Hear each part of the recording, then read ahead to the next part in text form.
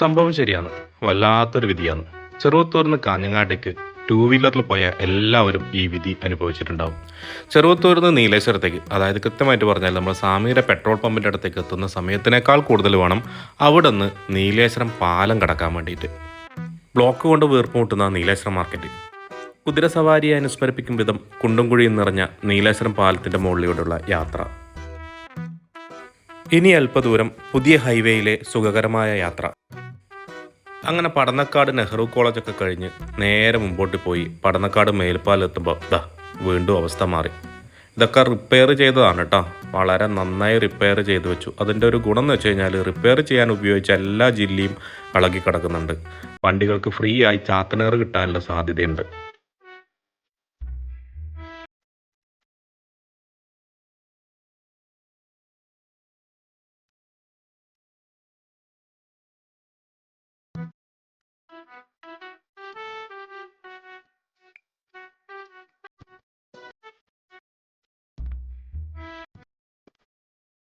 ആംബുലൻസിന് പോലും കൃത്യമായി പോകാൻ പറ്റാത്ത കഷ്ടപ്പാട് നിങ്ങൾക്ക് ഈ വീഡിയോയിൽ കാണാൻ വേണ്ടി പറ്റും.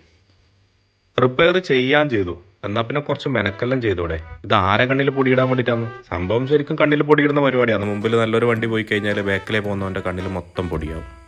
അപ്പോൾ ഇതിലെ പോയവരുണ്ടെങ്കിലേ അവരെ യാത്രാനുഭവങ്ങളും ഷെയർ ചെയ്യാം കേട്ടോ. എന്നാൽ പിന്നെ നമുക്ക് അടുത്ത വീഡിയോയിൽ കാണാം.